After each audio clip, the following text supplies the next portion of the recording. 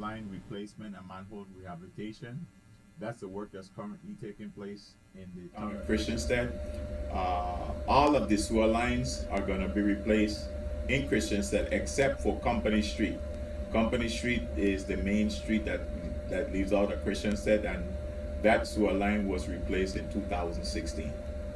All right. The project is the Christiansted sewer line replacement and manhole rehabilitation.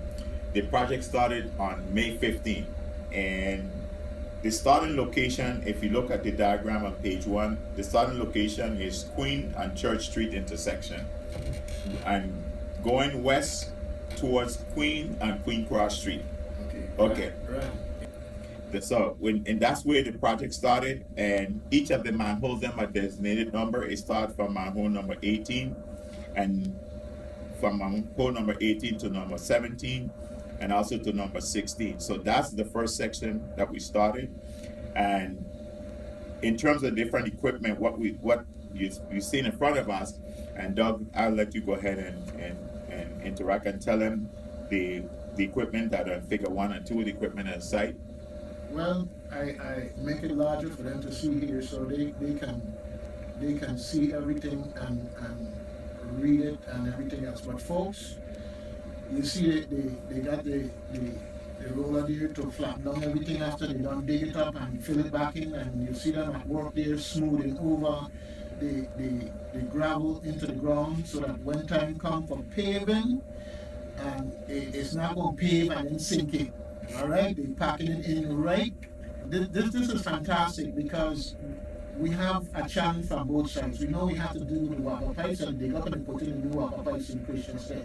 We know that they're not through the whole island, they got places they need to change. Just the same thing with these sewer pipes that have been there for ages. And Ron, I'd just like to segue into why are we changing these pipes? What kind of pipes do you have before? On this particular street, the pipe was 6-inch concrete. And the thing with a concrete pipe is that in sewer system, you have sewer gas because there's bacteria inside the water, and the bacteria, in the process of eating organics, it produces gas, and the gas is hydrogen sulfide, and that gas attacks our material.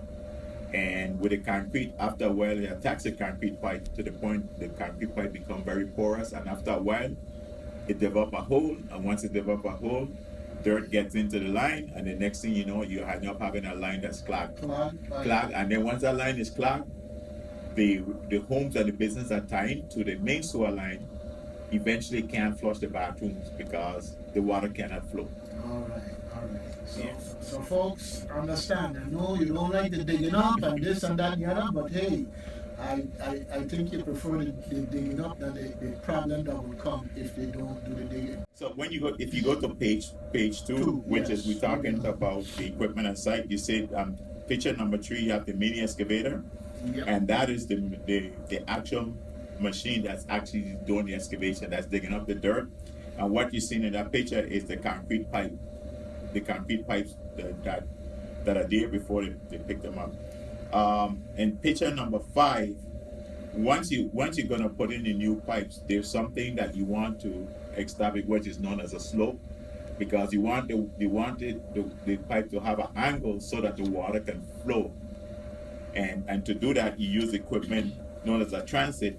And if you look at page number 6, picture number 6, even though we're showing the backhoe, but that is part of the transit. So once you set a slope, it will tell you exactly how you have to set the pipe so that the water can flow naturally by gravity. And then the material on site that we use, like for instance, the lines that we're going to be using are PVC, and they are SDR 35, and these PVC pipes are designed for sewer system. And what you see in figure number 7 is what we call a Y, meaning that is where you're going to make a connection to a building, a residential home, coming into the main sewer line. As a matter of fact, you're going to see in an additional picture how that connection is done. Unfortunate for this project here is the material, the dirt that we're taking out, we can't use it again. The dirt that we're taking out when we do the excavation for the road, we can't take it again. So what we're doing is we're using some material that's called tailing, which is the residue from the crushing process. But this particular tailing has more gravel than the actual fine material.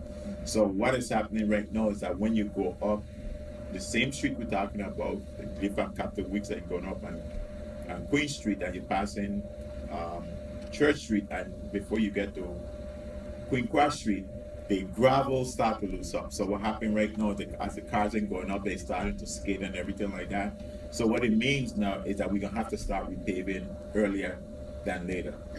Okay. Guess I mean that's a concern a lot of residents have right now, that the gravel just loose all over the place, Right. and that is something that we discussed with the contractor up to yesterday. Several individuals approached me and they said, "Oh gosh, this is making Christiansted look like these roads are dirt roads." And I said, I will convey that to Mr. Marco, which is Sean Batiste, and he was there, right? And Sean told him, well, I want my own paving company too. And but like Sean said, that he has to go to a certain distance because his paving plant that he has, his asphalt plant, the minimum amount of asphalt that he can make on a daily basis is 20 ton. And the thing with asphalt is that when you make it, you got to use it.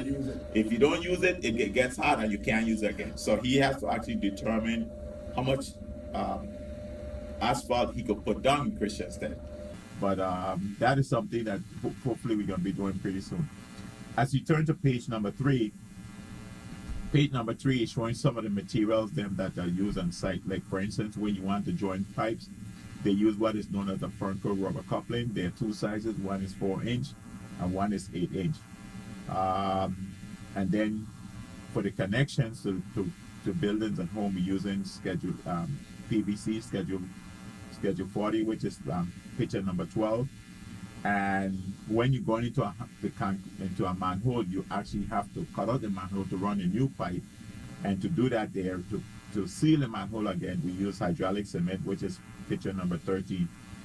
And the pipes that you seen in picture number 11, which is on the side of the road, that is the new pipe that we put in. And that's the second set?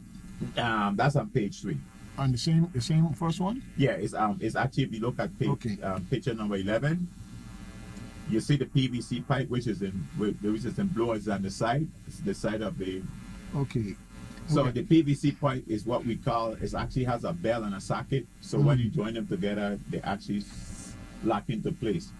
But to do that, you actually have to have a pipe joint lubricant for it to occur. Otherwise, without that lubricant, that pipe is not going to go in. It's not going to fit in the socket. So that's what you see in picture number 14, which is a pipe lubricant. We're going to go to page number 4. Okay. And page number 4 is actually if you look at picture 15, it's on this particular day, they install 100, Doug, as a matter of fact, for work performed, just read that and tell the public. 176 linear feet of 8-inch PVC pipe was installed there. Let me see, MH18, manhole 18 to manhole 17, which is what we were showing you earlier on, where the page manholes 1. are on page 1. Okay, and just let me go back to page 1 just for your benefit, folks. You will see the red line. You'll see the red line there, the red shape there that we have there.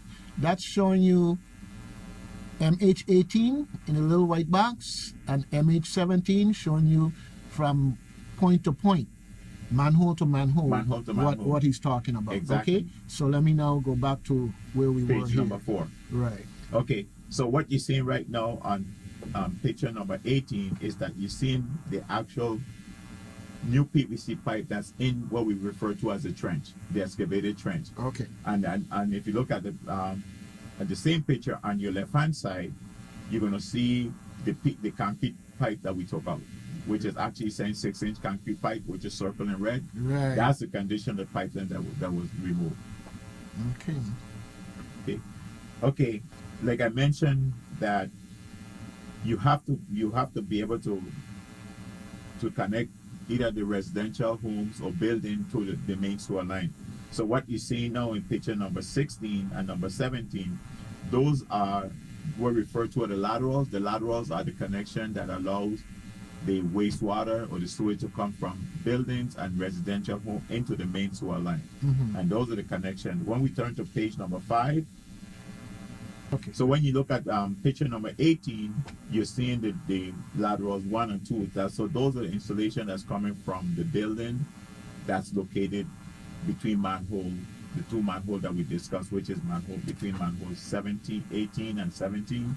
So what you're seeing right now, those are actually what we refer to as, some of them are Y connection, some of them are T connection, and that allows the new sewer line that we put in, which is the main sewer line, but at the same time you have to connect the buildings or the residential properties or the commercial building into the new sewer line. Mm-hmm.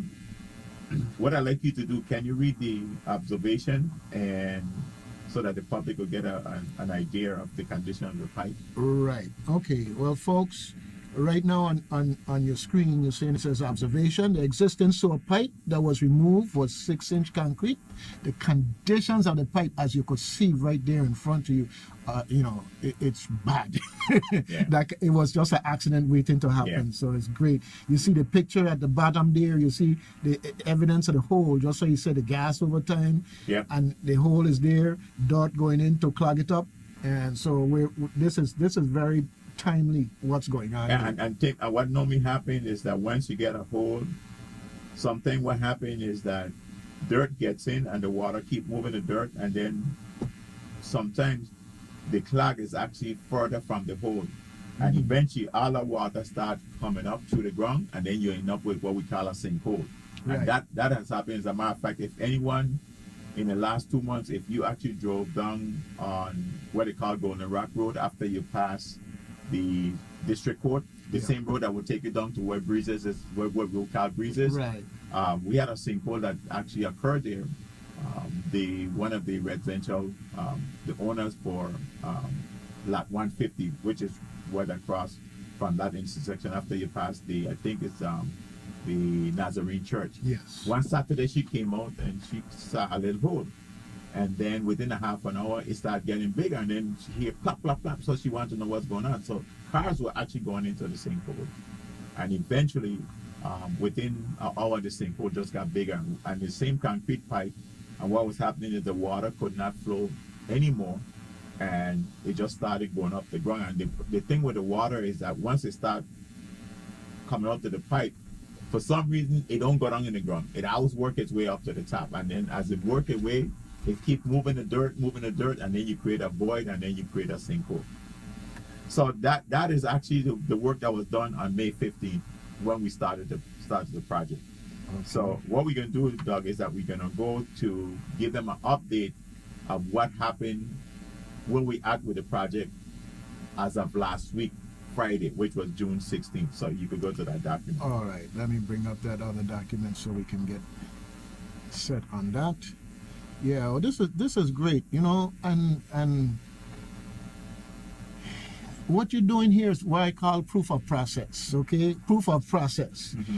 Not just the work itself, but the communication that keeps the link between the work and the people. Because, sometimes people have something that bothers them, but they could put up with it because they understand what is going on. And this is crucial in that context, to make sure that they understand so that they can be in it with you. So we got you next to your document, so let's talk about it. Okay, so this is, like I said, it's June 16th, which is last week Friday. This is where we at with the project as of last week Friday. The first thing is that the project is 13% complete, 13.7% complete. I forget to mention earlier, all the roads in Christiansted that we said we're going to replace the sewer line, the public has to understand is that we're going to be replacing and installing 33,000 linear feet of pipe. Mm-hmm. But so what you're going to see is just a lot of pipe going into the ground. So and that means a lot of digging up. I know as time goes along, we're going to try the patience of the public. There's certain roads going to be blocked off. Like for instance, if you come into town, that intersection of King Street and Prince Street, where we have the guys on the hangout right on that corner. I call it Choke Knight and his crew. Mm-hmm. Right now that road is blocked off. That road goes up from King Street, the intersection of King and Prince Street, and it goes all the way down to Strand. So right now, that's what we're currently working on right now, and it's black. It's black out. Okay. So in this case here now, as of last week Friday, we're working from manhole number 5, which is on Queen Street, and this is right close to the Times Square Street, which is we call Market Street. Everybody know Times Square. So this manhole is located close to Times Square, and we're going all the way up until we get to the cemetery. People understand that the cemetery kind of like got 2 entrances. They have one on Company Street after you pass Times Square, go straight up. But then there's also Queen Street, and Queen Street takes you up to the cemetery, and then it turns around the corner and it comes into Hill Street. So in this case here, we're working from manhole number 5 all the way to manhole number 3, and we're gonna go to the materials and equipment. It's the same equipment, but the only thing is some additional equipment has been added. So what I'd like you to do is to go to page number 2, and we're going to talk about the work performed, and have you read that for your audience. Okay. You'll see and follow with me here. 206 linear feet 8-inch PVC was installed from manhole number 4 to manhole number 3, and that's shown there in the figures there for you to see visually. And as of June 16, 2023, 2,330 linear feet of 8-inch PVC pipe has been installed. All right. Wow, that's a whole lot of pipe being laid. And we got a long way to go still. Long ways to go. Yeah. Long ways to go. Yeah, but when you look at picture number 1, it shows you the 8-inch PVC pipe that was installed in manhole number 3, and manhole number 3 is what we circle in red.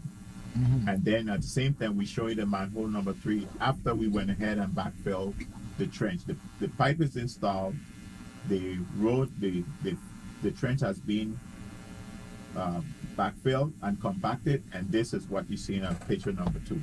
Okay. What picture number 3 is showing you is this is actually coming from Market Street all the way up to the point where you're getting close to the cemetery when they did all that section. That give you a good view and outline. Yes. Okay. Right. We're gonna go to page number 3. So I want you to read the item on page number 3. All right. 6 laterals were installed, total of 76 linear feet, and you explain laterals meaning these pipes here that branch off. Yeah, those are what we call the service lines that's coming from buildings or residential homes that come into the main sewer system. That's how the wastewater that comes from the homes and the commercial building get into the sewer system. Right. So the word lateral, what would that mean to the guy on the street? The guy in the street, that won't mean nothing to the guy in the street. Okay. But the thing about it, if you tell him the house connection, that means something. But that's exactly where I wanted to go. Right. House connection. Exactly. You hit it right on the head. You hit it on the head. So what happened is that if you look at picture number 4, each of the laterals them are given a name. The table show you the lateral number. It show you the location of where they're at, and it tells you from the main sewer line back to where we making the actual carrying the lateral. It tell you how many feet it is. And then one of the things that we've done is that we put what is known as a GPS coordinate. With if I could go with my phone and I have a GPS locator based on these coordinates, I could tell you exactly where the lateral is at right now. Before in the past we never had that, but now with this when we finish this project, we could know where all the connections are located. All right. Okay. Fantastic. So if you look at picture number 5, it shows you when the lateral is installed and the trench is backfilled. This is what you're going to do. This is what you're going to see. But ultimately, once the road is paved, then to a certain extent, you don't know where the lateral is at. Okay. You're going to know where this main sewer line is at because it goes from manhole to manhole, but the lateral does that. Okay. And then the last item that we're going to be looking at is page number 4. Okay. And page number 4, one of the things that we have to do on a daily basis to make sure that the site is secure. Okay. And one of the things that we do is site is secure. We put barricades and we put caution tape. The caution tape is to let the public know that there's an open trench. Not every day we could close the trenches, because sometimes what happens is that we put in a certain amount of pipe for a given day, and then you continue excavating. But the site have to be done in such a way that the public would know that there's a caution tape there. So if you're inquisitive and you want to go and look at the trench, you could go all the way up to the caution tape. But without the caution tape, you don't want anyone to go beyond that, because they could fall into these trenches. Some of the trenches are deep. Some of it is like 5 feet deep. Yep. Yeah. Safety first. Safety first. And then at the same time, and whenever a road is closed, they would let you know which road is closed. So there's adequate signs. Now let me talk to my Sure. people for a second. Hey, folks, I know you want to get somewhere, and it might look like you go squeeze through. No, please. But please don't do it, because if you have a collapse and you can't go down in there, you're going to get embarrassed, among other The things. good thing with Queen Street is that Queen Street, when you go from Market, when you start from Market Street and you're going out up to the cemetery, for some reason they went ahead and run the sewer line on the side of the street. So right now on Queen Street, you can continue driving. Queen Street is if you look at page number 4, Watching into page you. 9. We there. Okay. That's you could drive there because the manhole is not in the middle of the road. I mean, the sewer line is not in the middle of the road, even though that's the preferred way. If you're going to design a sewer system, you like to have it in the middle of the road, because on either side of the road you have your service connection. But in this case here, for some reason they decided to run it on the side of the road, so you have enough room. At the end of the day, you could continue driving on Queen Street as if you're going up towards the cemetery. Because after you leave Market Street, remember you got people living on both sides of the street. So what's happening is that the individuals that actually on either side of the street, they could get to their home. But if those that are going to park, they'll have to park on the opposite side, because sometimes some people that park on Queen Street, sometimes they park on either side. On either side. But when we're doing this work, everyone is going to park on one side of the street. Okay. Yeah. Fantastic. Okay. What we're gonna do is we're gonna take this, since it's live and recording. Sure. We're gonna take this and make sure that you guys get a copy of it, so that you can share it with the public in addition. Sure. Okay. Sure. And review this presentation. So Sure. if there's any way we can improve on this to better, get the word out to the community, definitely. Like one of the things that I was saying is, I say seeing is believing. And sometimes it's good for the public to get a chance to see what's taking place, what's the condition of the pipes. But at the same time, when you're doing the work, there's a purpose for digging up the road, and the purpose is to replace these sewer lines that's past their lifespan. And at the same time, it's very inconvenient, but at the end of the day, the people of Christiansted that lives in Christiansted and the business in Christiansted, they're gonna really appreciate the work that's being done right now. The project is funded by the Environmental Protection Agency, EPA, and this is something that they always advocate. They want to make sure that you collect the wastewater, you collect it, you transport it, and you treat it. That's the whole idea. And they don't want the water coming out on the road. They don't want the water going into the ground. Well, not only that, it's another way of using the word pollution, because when these pipes start to break up and go out, sometimes they're getting unclogged, but other times the stuff is coming out and it's going into the community. That's and, true. It does. It's a form of pollution, It is. And one of the things that I was saying is that dilution is not the solution to pollution. No, dilution will just spread it wider. In that sense. So part of this project, because there's so much stakeholders is involved, and one of the things that is done on a daily basis is a daily report is being produced. This is what we're looking at today, being produced in terms of giving the status as to where the project is at and what progress is being done. And one of the things that we're asking for the patience of the motoring public and the people that live in Christiansted, because You know, it's not fun digging up the roads. It's not fun at all. Well, it's not fun for anybody, because when Ran, let them know you don't drive the road too. I don't drive the road. That's too. right. Okay. And I said that it'll be up in Christiansted, so it ain't like he coming and mashing up our road and going to live in the community with everything nice. As a matter of fact, there are 5 roads that Public Works wants to pave, and we beg them, please don't pave them until we place the sewer line. And if anyone ever been on Hill Street, especially when you go from Hill to Market and Hill, when you pass in St. Mary Convent, and then you go on that section right before you get to Queen Cross Street. Dog, that road is bad. Yeah. Oh my God. Especially at the intersection of Queen Cross Street and Hill. Oh my gosh. I mean, it's real bad. It's real bad. You know, right there, you know, where King Cross Street is. Well, let me explain to you this way. If you trying to get to the Market Square, let's say, and you come up from Lieutenant Governor's office, you know you ain't got no choice but to go up another block and swing around to come back around. Yeah. Well, if you go up another block, as you make the left-hand turn, they got cratered out of this wall. I mean, I have to say that the folks there are very patient, because it's been like that for years. They're very, very patient. And if it's anything that Public Works could do to just ameliorate that hole in the meantime, because you're doing a lot of work, it's going to take time to reach around to that area.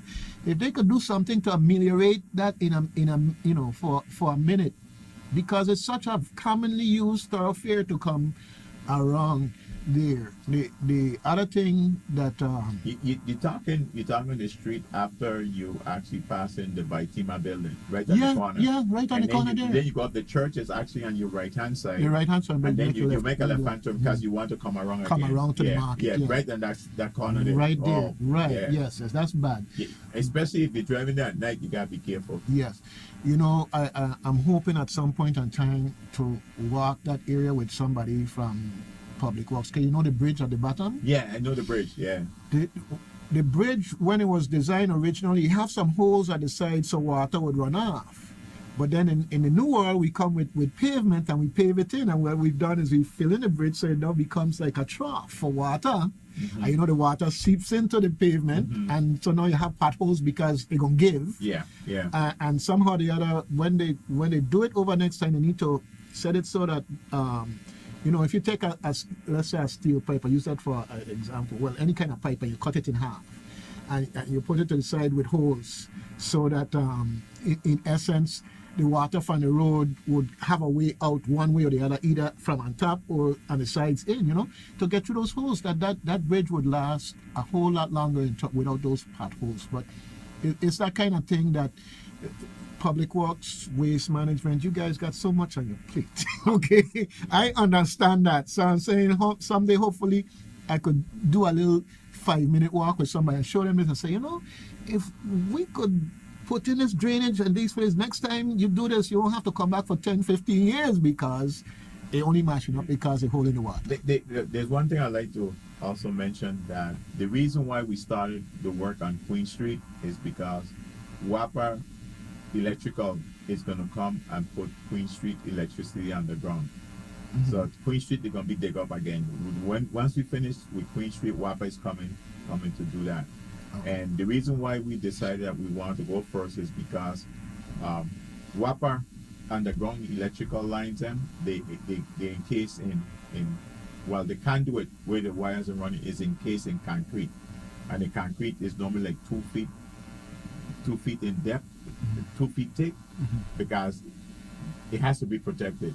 So what happened now is that, and that's for the entire length of the pipe. So when you got to actually run your service connection, most of the time you got to actually go through the concrete, and that's a time-consuming process, and that is what we're facing right now at that intersection of King on Prince Street, right there in there. They concrete the whole thing. They concrete the whole thing, and guess what? And that is all the underground power that's coming into Christiansted. To Christiansted. So if we went when we did the work, it took us about a week to do. I mean, and we couldn't, after a while, we couldn't use the backhoe, what we call the hydraulic attachment. Right. Everything had to be done by hand, a handheld jackhammer. Okay. And then WAPA was telling us that we got to be careful because most of the time, they do not allow anyone to do that type of work. They want to shut down the power because it's carrying like 1,300, 13,000 volts. Yeah.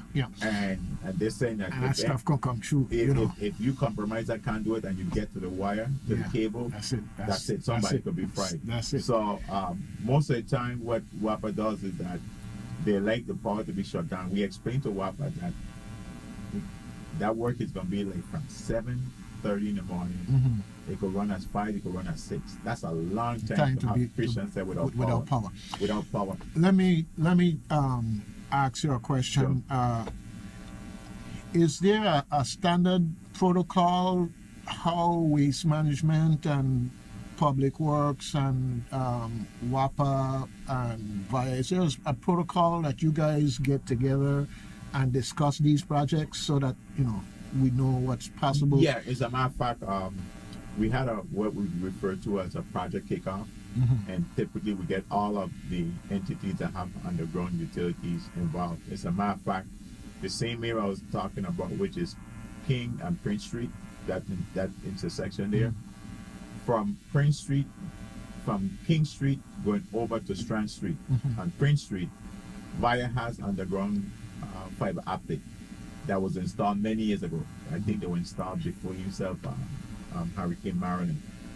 They were not installed based on the new codes that we have today. The new codes is saying that the fiber optic have to be encased in concrete. Theirs is not encased in concrete. Theirs are just encased in sand.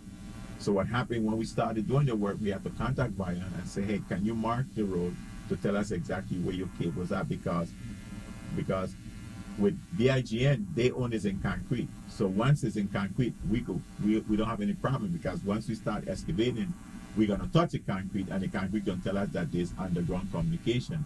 But in the case of VIA, this was like in Telco days.